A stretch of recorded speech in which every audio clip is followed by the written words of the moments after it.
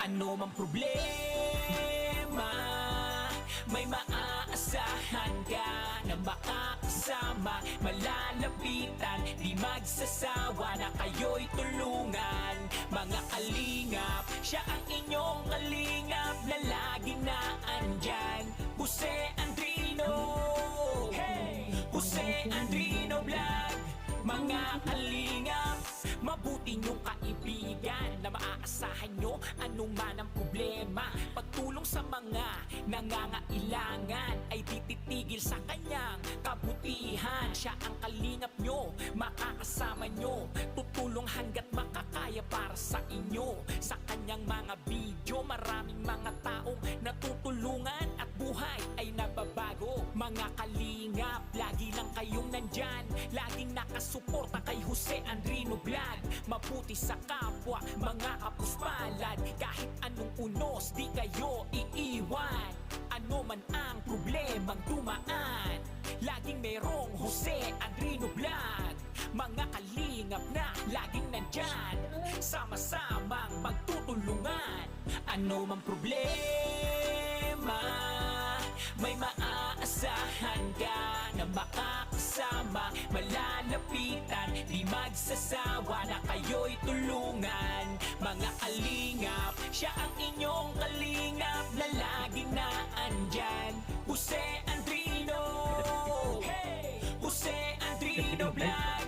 Mga kalingap, ano mang problema, may maaasahan ka na makakasama, malalapitan, di magsasawa na kayo'y tulungan. Mga kalingap, siya ang inyong kalingap.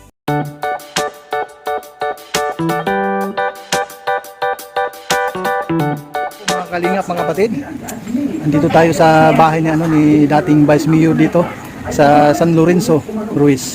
Ngayon po, mayroon tayong mga katanungan dito para kay Sir. Magandang umaga po.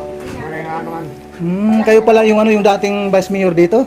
Taga-Mercedes ka? Po? Taga-Mercedes ka? Hindi po. Mga vlogger kami ni Kuya Bal Santos Matubang. Kala ko taga-Mercedes sa iba niya eh. Kung nasa Mercedes sila. Hindi po. Bistado si Aling Berta ni Tatang. Kala ko nasa Sige na, Mercedes. punta mo na. Hayaan mo na. Ano nga pa yung pangalan niyo, Sir? Ernesto Pastor. Hindi nga ilagay dyan sa dingding yung mga souvenir. Yung mga souvenir mo. Diyan lang, nakaimbak sa loob. Ngayon po, Tay, yung ating pag-usapan nung ikaw sa ano pa lang, ikaw na sa gobyerno pa lang bilang isang Vice Mayor. Nakailang term ka sa sa gobyerno bilang Vice Mayor? Ay, isang term lang at tinakit na ng mga tagaitaas na pinakandidato lang kung mayor. Ngayon nga, kala ko nga, taga-Mercedes. Sabay ko si Mas ko doon mag-vice mayor kami. Si Opo, si Winnie. Yan ang makasabay ko sa mag-vice mayor. Di marami kang mga naiambag sa gobyerno, ano Tay? Sa nung ikaw ay naging mayor, Vice Mayor. Imig na dati ito, pinaano yan na maging San Lorenzo. Pero nakialam naman ang simbahan, sumama sa napakinggan na eh wala naman akong nakuha ng detalye kung bakit ipinangalan na ang Imigda dito. Ay nadaan yan sa National Historical Commission, wala namang istorya, basta Imigda lang. Wala naman nabanggit na ano bang, sino bang Imigda yan? Ang palante, First Lady. Wala mapula lang nung Matrap muna tayo, Tay. Dito sa bahay na ito, bakit andito yung bahay mo? Ito ba yung sarili mo or ano lang? Ang pilalang ito, ang unang nag rito, yung nag-arriba ng yan, kasi nag-question din sa lupa niya, kabila. Oo. Ayaw ko man lang makipaglaban pa sa ako at may ano nga ako ay may sakit ako. May ang katawan ko. Yung mga kasamahan ko naman, hindi naman Pumitilos, ako lang ang laban ng laban, di ako lang ang nahihirapan. Ano man yung mga gamot na ginagamit mo, Tay? Ay, andyan ang mga may resita. Ay, mayroong ano dyan, mayroong resita, ano po? Nakimisis siya, lahat na naman mahalaga. Baka sakali po Tay, yung ating video, mayroong makapanood nito, matulungan ka sa mga gamot mo, ano yung mga gamot na kailangan. Daming gamot po. Ay, ang nakimisis ang Hmm. Ang dami yan. Lalo umaga, 10. Pagabi, 8. Pero bali 18. Ang iniinom ko araw-araw. Ayun. 1,200? Grabe. Isang resita lang. Oh, ang dami niyan. Oh, Oh, Oo. 1 to ng 1 to yan every 2 days. Mm. Sige na. Kay Aling Berta. Ano ka? Ilang taon ka na po, Tay? Ngayon? 7 days na ako. Ah, Kasi 27 na ako, nalakad ako ng 7 nung days. ikay nanungkulan bilang Vice Mayor dito sa San Lorenzo Ruiz, anong taon yun? 1992 to 1995. Oh, bali Matagal na, matagal na. isang termino talaga ano. Isang termino at hindi na ako, inakit na nga ako nung panahon ni Presidente Ramos. Akala ko may ibibigay na panggastos. Hmm. Baka ano yan, mga project. Ay may project nga, pero wala namang panggastos. Sabi ko, ay hindi mahihirapan ako lumaban ito. Nung time na ano tay, nung time na natapos yung termino mo, lumaban ka pa ba uli o hindi na? Hindi namin yun na nga. Eh sinubo nila ako sa taas. Pinatawag ako sa Malacanang eh. Hmm. Kaya si Ramos ang presidente. Sabi ko, wala po pa akong pera, hindi ako makakalaban din sa anong yan. Iniyon ba ka naman yan, milyon-milyon na gagasusunod yan, wala ko yan. Hmm. Ay may milyonaryo pa ako ang kalaban, na dati ko rin kasamahan, si Buma. Tay, ako nga pala si Kalinga po si Andreno, baka mamaya mayroong magtatanong sa mga viewers natin na hindi ako nagpapakilala. Kaya yun, ako si Kalinga po si Andreno, kasama ni Kuya Bal Santos Matubang. Oh, Sa ating Kalingap. Andreno. Andreno ano? Kalinga po si Andreno. Posi. Oh, yes po. Ay, may ano ko kasama. Mm. Naismila akong Posi. Si Cesar na ano. Hmm. Posi. Yun. Tuloy natin tayo sa tungkol sa politika. Mangyayon lang ako. Hmm. Sino-sino yung mga kasama ng mga kagawad mo noon? Ano na yan? Ano yun? Kalat yun sa buong ano, San Lorenzo. Yung mga dating kagawad? Matagal na yun. Laban ng 1995. Oo. Every 3 years kasi yan, ano, local. Mm-hmm. Kaya 1995, salit na nag-limit ako, naakit na nga ako. Nakilit na ako na tumakbo pa itaas. Mm. Pangalawa ako, tinalo ko bang tatlo kami sa Kapimintil. Tinalo ko pa sa Kapimintil naman at pangalawa lang ako. Nung time na ano, nung pumasok ka uli, anong posisyon ng pinasukan mo noon? Hindi na nga ako nagkandato ulit. Nagagalit ako nung sa lalapit sa akin. At sinabi ko na ako, kung walang pangkastos, hindi ako lalaban. Oo. Yung mga pangako nila, hindi naman natupad. Ako nakako, hindi na ako ulit. Mm. Ngayon, nag-acting akong sa Gunay Panalaligan, palit kay Mang Amin. Oo. Ewan ko kung kilala mo si Aling Meta ka siguro, kilala si Mang Amin.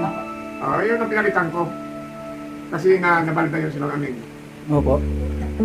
si Urbano. Grabe pala yung ano, nung time na ikaw ay lumaban na Vice Mayor. Pero marami ka rin naiambag nung time na yon. Marami. Mga project na nagkaroon dyan ng civil cemetery. Mhm. Dati wala. Dati ang pangalan nito, Emilda. Opo. Dati wala dito ng high school, ng sariling walang opisina ang agriculture. Walang mga barangay road, papasok sa mga interior. Nagkaroon niya. Kasi yun ang mga Pati noong panahon ni itong local coordinator nag-sponsor, isa ko kasama-sama sa consultation ng kaya sa pag-draft ng local code. Ang author nga niya si Senador Benito Pamilin, senior, na matanda. Kaya, yung ilang ulit kami nakasama kasi ABC President ako. Sa loob ng 10 taon, ABC President ako. Nabalitaan ko tayo. Mayroon kasing nakapagsabi na ikaw ay magaling din sa advice sa mga tao.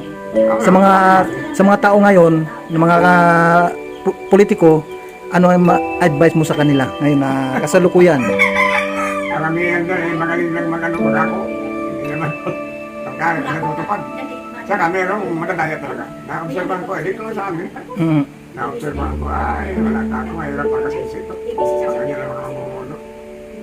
Kaya noon, nakakatalo kami palagi ng mayor. Kasamahan ko din sa partido noon, si Buma. Vice Mayor ako, mayor siya.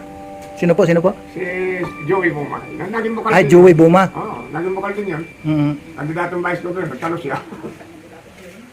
Ay, nagkalaban na kami agad at hindi ako sumisira ng patakbo niya.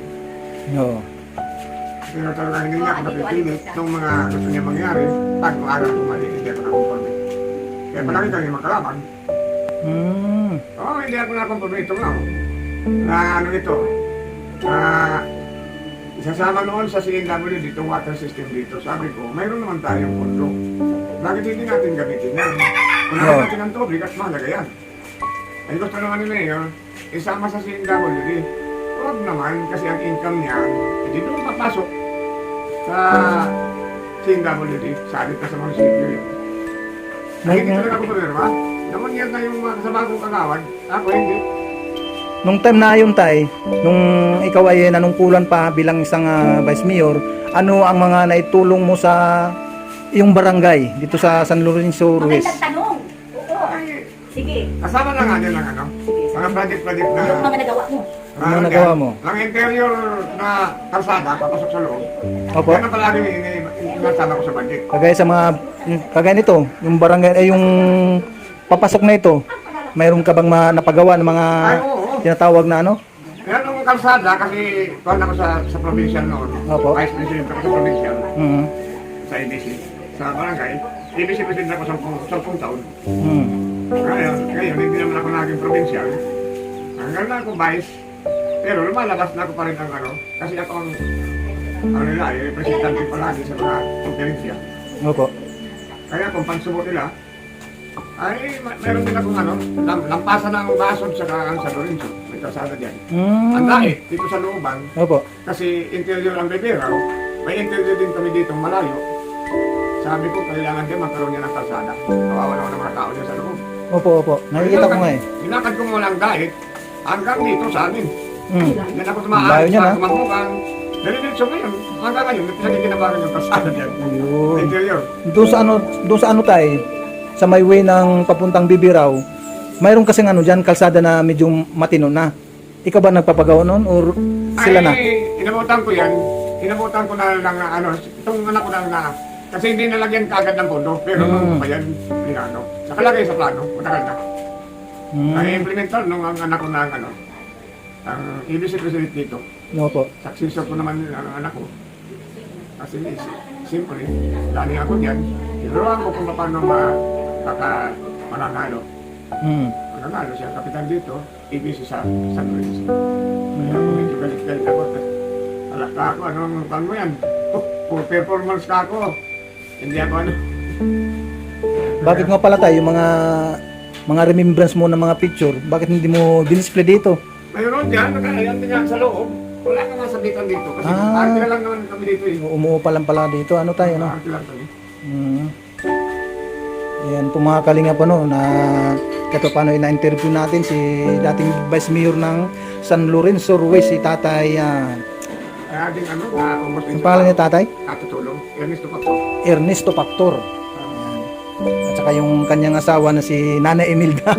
Ika nga. Bilinda yan. Ay, pero si Belinda Pactor. Yan. Kaya maraming salamat sa mga nanood ngayon sa ating video. At pakilakin sila po para kahit paano yung ating pagbablog kay dating Vice Mayor ng San Lorenzo Ruiz ay ating nakapanayam. At yun po ay yung mga gamot ni ni Tatay. Hanggang ngayon nga, Daming ay pumupunta pa kailangan. rin ng tao, hindi nang advice. Advice talaga. Ano sa nang araw? Kasi yan, until now, hindi siya Sabi ko, wala nang Tatlong fee, kamatayan. wala nang budget ha. Tatlong Payo lang. kamatayan niya ni Tatay. Advice lang. Subalat si Lord, mahal ng Panginoong Jesus, nandyan siya buhay siya. Nakapag-ano siya ngayon. At mayroon pa Yun. siyang misyon dito sa mundo na magturo. O yun, Mag-advise ng tama. mag-advise ng sa tama tao. talaga. Opo. Wala naman, mayroon naman. Gabi lang masyado. may Ang pumunta tagal naman. ako nito, kumalis. May pumunta naman dito. Ang babae, ay nagkahiwalay na kayong asawa. No. Sabi ko matagal na kitang sinabihan. Ireklamo mo ng abandonment. Kasi, o yan, mauubos na yung pan ninyo. Sinusuro lang yan, hindi naman kayo binibigyan. Ay masama yan. Magkano ka na, itato, mag-file ka ng abandonment. Matagal na yan, maliliit pa alam ko ako, matagal na kayong hiwalay. Hindi pa na kayo magkakabalikan. Matagal na yung pag sinamahan kita doon sa lugar ni minister mong inituran sa Mandalma. Oh, wala rin nangyari. Akala ko maayos kayo noon. Hindi rin. Oh, Pagkain ka na lang ha. Ando na yung pagkain. kagabi, ay natagalan dito. Tagal na ako nitong umalis. Grabe, Ulit lang ang ano niya. Ewan ko kung magpatulong ka ako sa DSW. Anong lalabas eh. Oo. Kita, maraming salamat po tayo sa inyong pagtanggap sa amin dito po sa lugar ng San Lorenzo Ruiz para po tayo ay makapag-usap at kunti. Yan, maraming salamat po tayo. At mamaya, mayroon po tayong gagawin dyan sa, sa school, papiding. Pero napakinggan ko kay Saka Mrs. sa bigas din, pabigas. Yan. Sabi ko kay Mrs. Ingat ka kako dyan. Kasi yung hinanakit ng kapwa, si iba nakasama, si yung iba hindi. Sabi ko, pag-ingatan mo kako, paliwanag mo sa kanila kung paano ka pumili ng ano. Okay. So ayan po mga kalingap, maraming salamat. Maraming alian. Sige po, doon na lang po. Kala ko nga dito. Ayan, nakapanayan po natin si dating Vice Mayor at ang kanyang may bahay. Maraming salamat and God bless po. Mabuhay po ang Team Kalingap sa pumumuno ni Kuya Bal Santos Matubang, Ate Edna and Kalingap Rab. Ayan, sa mga Kalingap partners, na mga kapwa charity vlogger, ayan, maraming salamat doon. Maraming salamat din sa mga ambasador sa bawat landing pad. Ayan, mabuhay po ang lahat. Patuloy natin tangkilikin ang pagcha-charity at pagtulong sa ating kapwa. Mabuhay po ang lahat. God bless. Yan, maraming salamat kay Ate Dol Dumondon, kay Ate Inday PB, lalo na kay Ninang Jen Study Band. Yan, maraming salamat po sa inyo. Yan, share po natin. Paki-share po ang ating video ngayon para kahit paano mga kaibigan ay yung mga hinaing ng ating mga kababayan ay marinig po ng ating mga viewers na kung ano ang ating mga pinupuntahan dito po sa Barangay San Lorenzo Ruiz. Bye bye and God bless. Mabuhay po ang Team Kalingap.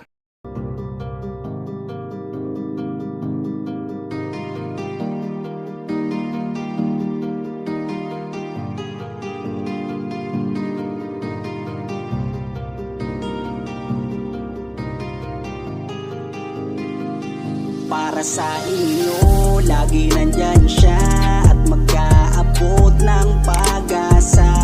Kahit gaano kahirap, kakayanin para lang makapagpasaya ng kanyang kababayan na lubos na nangangailangan. May Kalingap Jose, kayong kaibigan at palagi niyong masasandalan. Minsan di nagdalawang isip na tumulong. Kung kinakailangan nandyan siya at hindi umuurong. Basta para sa inyo kahit maputik ang daan, hindi niya alintana para lang makapaglaan, makapagpasaya ng mga taong nalulumbay. Nandyan siya at magbibigay ng kulay. May Kalingap Jose, kayong masasandalan at kayo ay tutulungan. Kaya huwag kang mag-aalala, meron kayong masasandalan. Siya si Kalingap. Para sa inyo, lagi nandyan siya at mag-aabot ng pag-asa. Kahit gaano kahirap, kakayanin para lang makapagpasaya ng kanyang kababayan na lubos na nangangailangan. May Kalingap Jose, kayong kaibigan at palagi niyong masasandalan. Isa ka sa ginawang instrumento ng ating Panginoon upang tumulong sa mga taong nangangailangan. Di ka napagod at di mo sila sinukuan. Salamat sa lahat ng sakripisyo mo. Ang iyong pagtulong ay laging bukal sa puso mo. Laki sa hirap at palaging nagsusumika para makatulong sa mga mahirap. Lagi niyong tatandaan, may isang taong maglalaan. Tulong sa mga mahirap, di mapapagod kahit na para mahirap.